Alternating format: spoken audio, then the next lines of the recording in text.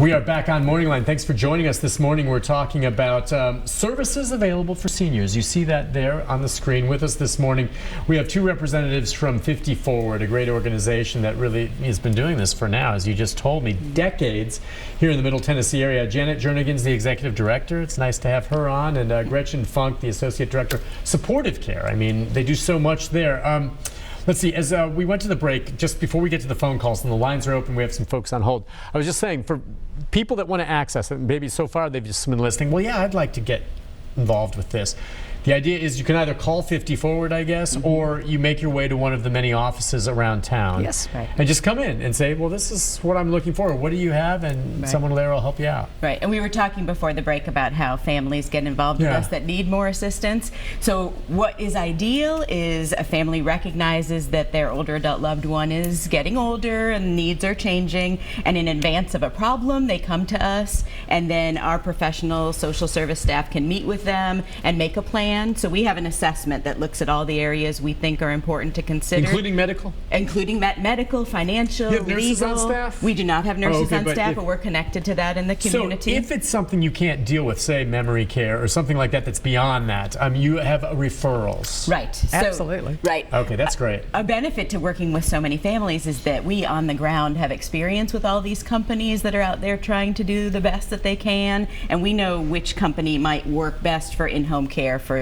this particular senior with this particular set of needs. So ideally, you know, folks come to us in advance of an issue. They open up a conversation within their family so that everybody gets on board as a team to help the older adult. So that is the way things happen. Maybe 50% of the time, 50%. A little bit less. The other 50%, it will be something has already happened. So I'll get a phone call often from the adult child.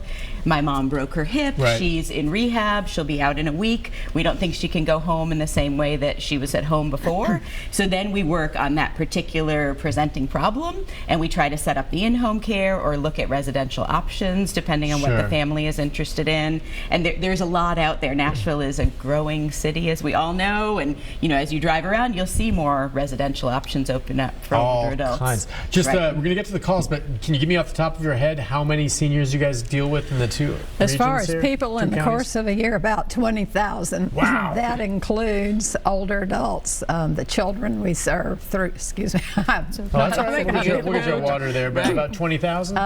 Altogether, including all the children we serve through our intergenerational programs, the caregivers who are involved, and then the 2,500 volunteers who assist with FiftyForward. That's a lot of people. That's all. That's what I would expect. There's the need that's there. Let's go to Joe. Joe, good morning.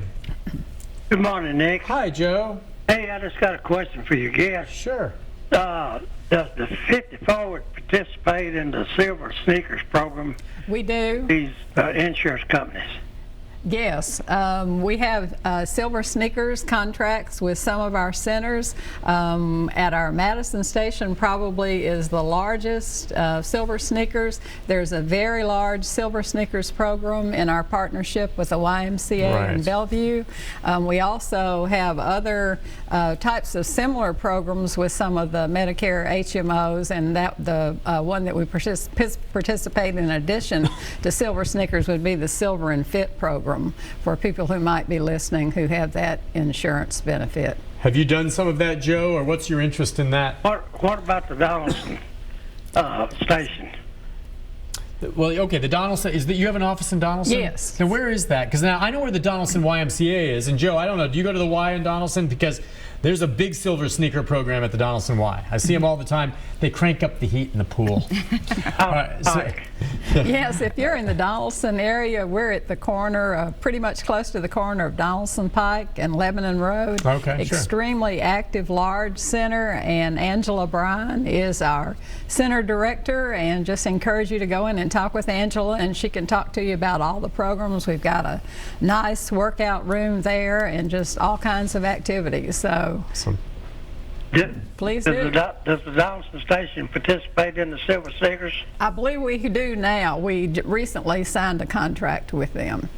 Okay. Thank you so much. You bet, Joe. Get out there. Yeah, the Silver Sneakers, I see, and they're active, and it's great. It's the same guys there and the women that come in there and they're doing their exercise class, or they're in the pool, or then afterwards they sit and they have functions and stuff, you know, where they'll bring in cakes or it is a cool gig, and I love talking to them. Right, right. You know? No, that's They're great. so friendly. So Right. Silver Sneakers is a great program to get involved with. Let's go to Brian. Hi, Brian. Hey, shout out to Susan Sizemore. You know, I work for National Retrospect. We occasionally do some stuff with them, 50Forward. I think Miss Jernigan knows all that. But, our building is not too far from the Donaldson building, and that road's been tore off there on the corner. And there was always a challenge there with the parking, but that center is pretty cool. She's right. You can go in there, and they got a pool table, a barber. They're doing arts and crafts. You can go in there and just have a cup of coffee, you know. Cool. People grab a paper or something. It's pretty cool. It's got Yeah, I a like great, that. great cafe located there. And of course, our Larry Keaton Theater is located there. And we have the Winter Wonderettes production going on right now. We're generally ranked within the top 5 community theaters when the Nashville Business Journal puts out their rankings. Okay, so and there is a lot of Christmas stuff going on right now. We were talking about that, right? Everywhere. I mean, you've got the plays going on and different events for folks. Go to Mike. Mike, good morning. Hi, Mike. Good morning, Nick. How are you this morning? Good to hear from you. Hey, I'm 65 years old, and this is a topic that really hits me right at my core because I hate them so much. But one thing that I'm concerned about is scammers. And I was just wondering with these ladies, do they have any type of scammer education that they put forth to their people, or what do they need? Do they need more, enforcement from law enforcement to come in and speak to people? Because it just hits me when I see somebody's retired and lost everything they've got from education, from scammers, because they're so trusting. Yeah. And I got an AARP pack not long ago, and I was disheartened because there was not one word mentioned in there about what to look for and what not to look for. Well, you hit it on the head, Mike. That's a great point that you're making, because we see it in the news business. See more seniors get taken out of their valuable savings, which they need so badly. Scumbags is what they are. These people are horrible, and it's hard to catch them. I don't know. Yes, Right. the only way. It's very rare that you recover what's stolen. So what you have to do is prevent it. So you do have programs on that? We do. So we have, thank you for that question, Mike. We have a Victory Over Crime program here in Davidson County. And the aim of that program is to recognize that older adults can be more vulnerable to these types of scams, other fraud, other types of abuse. So with our Victory Over Crime program, we offer lots of education. So we were looking at some statistics the other day. We were out in the community providing education to about 750 older adults just in the last 6 months.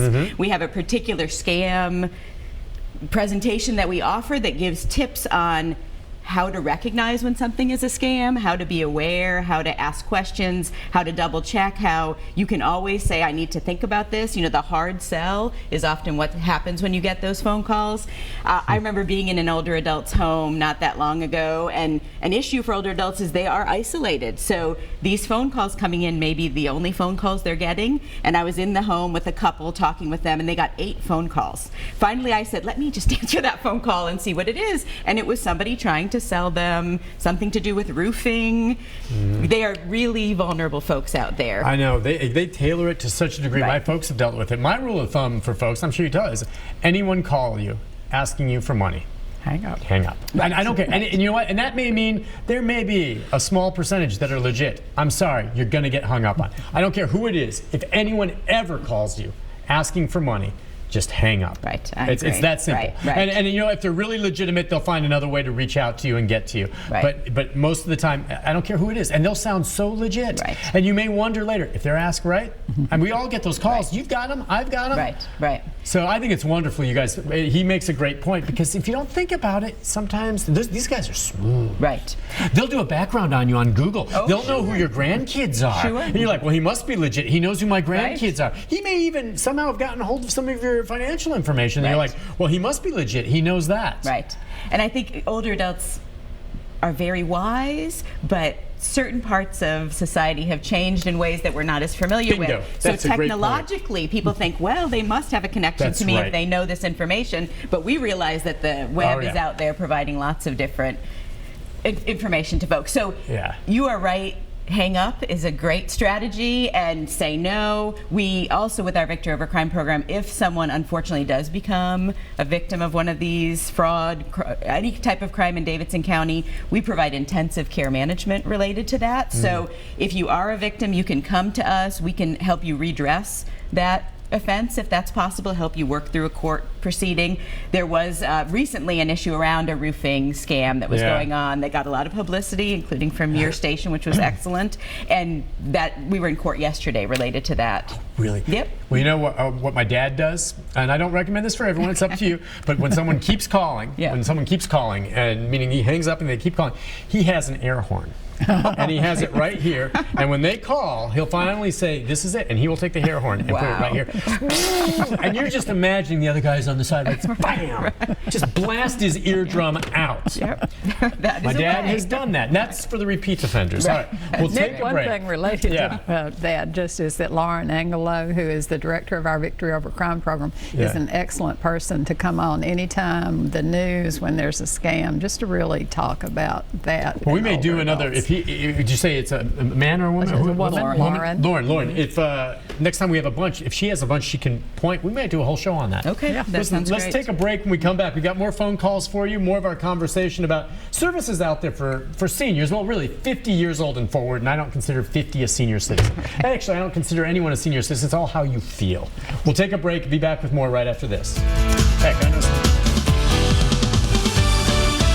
This is